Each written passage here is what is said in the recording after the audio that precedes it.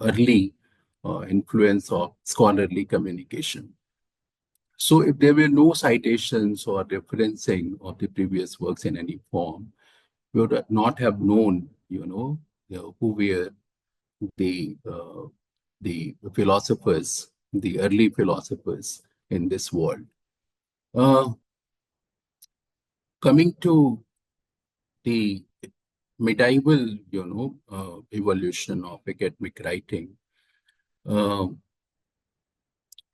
it was largely controlled by religious institutions, and in particular the churches and monasteries.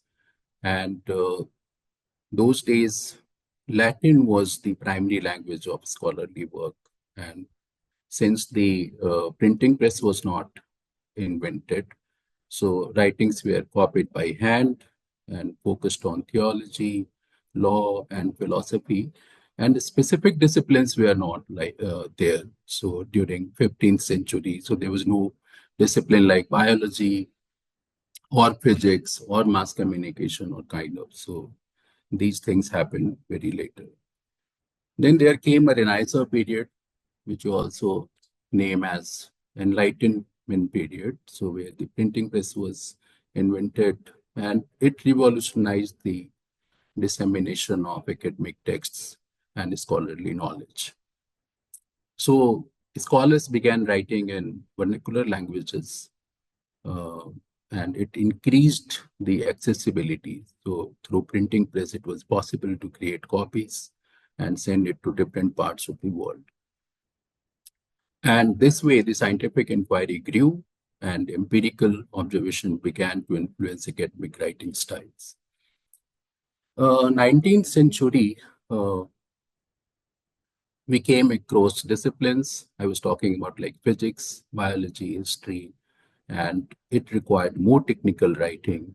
And when we talk about technical writing, it always calls for evidences. And that's why the importance of citation and referencing became very important. And the formal education system in the universities and in the premier institutions of the world, so they started including writing thesis and dissertations as part of their curriculum. So, and this way, it got formalized. So citations and references became integral to show evidence and scholarly rigor. And 19th century, this way, was a very, important century for evolution of academic writing in this world. 20th century, it adopted, standardized formats like APA, MLA, Chicago, and these kinds of citations and structures. And then the rise of peer-reviewed journals. So these practices started in 20th century. So before 20th century, there was no concept of peer reviewing. So the peer-reviewed journals started in 20th century, and that's why the importance of clarity, objectivity, reproducibility, the relevance became, important and fundamental. The language of academic writing also became more professional, more formal, and more impersonal. And this was a phenomena of 20th century. So before 20th century, if you go through academic writings, so it was not impersonal, it was more personal and more informal. So in the 21st century, which we live in today, it's a digital age, and therefore the growth of digital platforms has made the academic writings more accessible. So different types of open access journals are available, online libraries, online databases are available, and it has somehow democratized the access to academic content. So earlier, those people who couldn't go abroad for higher studies were not having, access to the good, academic writings. So those things were available only in the physical libraries, and online libraries were not there. So this transformation is happening in 21st century. And then I was talking about multimodal academic writing. So it's actually integration of visual, hyperlinks and videos uh, in the academic writing. And then use of AI tools is again a new phenomena. Uh, then citation managers like Jotero, Mendeley, and automated grammar checkers. These things are also helping us reduce academic write-ups in volumes. So AI tools are very helpful if it's used, mindfully. Then what's the present trend in academic writing? So a lot of emphasis is there on interdisciplinary writing and inclusive language and ethical citation practices are very important these days. Then academic writing is now increasingly assessed for originality as well as the impact and accessibility. So what's going to be the impact of your writing? Okay. So impactful research is also being promoted by Government of India. So a few years back, if I remember right, in 2019, the Indian Council of Social Sciences Research started impactful policy research in social sciences. So this in itself is an indication that the government is willing to see the impact of the research, not only the write-ups. Am I audible to everyone? Yes, sir. Sir. Yes, sir. Now, I'll give you a glimpse of in next 5 minutes what had been the history of citations. So in the 12th century, so we find the early, forms of citation indexing, and it was Hebrew religious literature. And that was the first known use of any referencing for the previous texts and kind.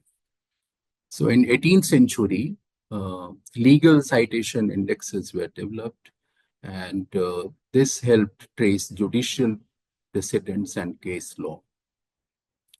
In 1873 came the Seifert citation, which remained, very important till the end of 19th century.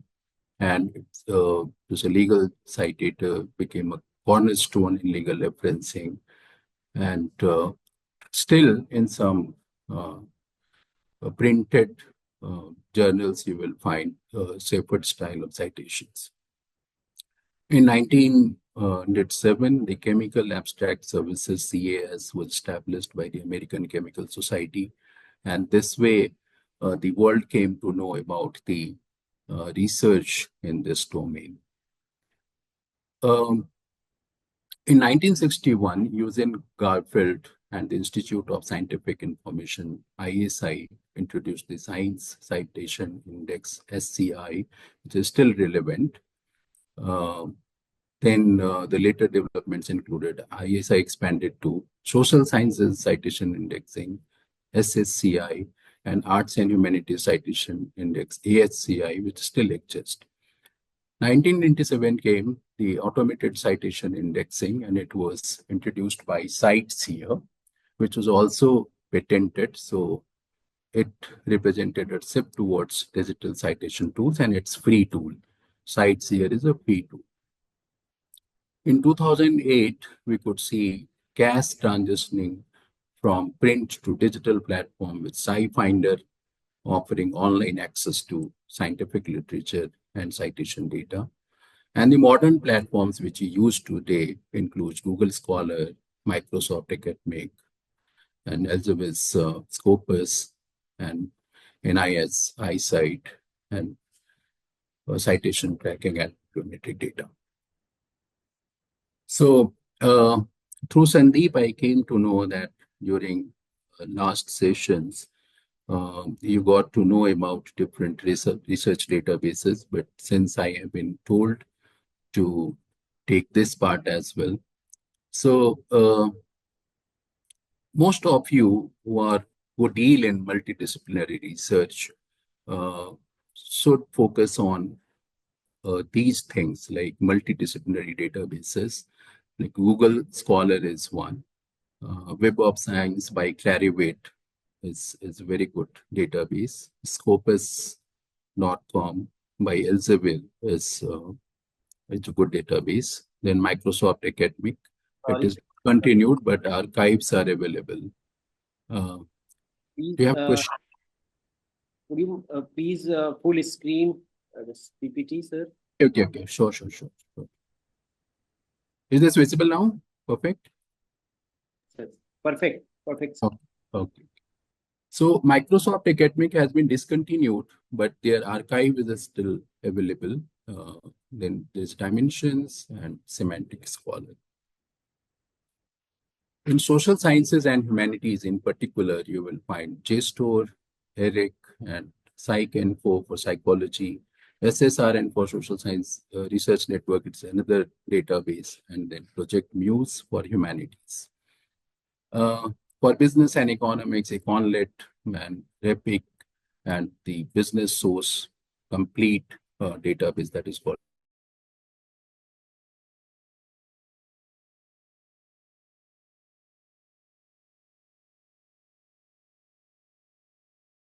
then Genoto, OpenAI,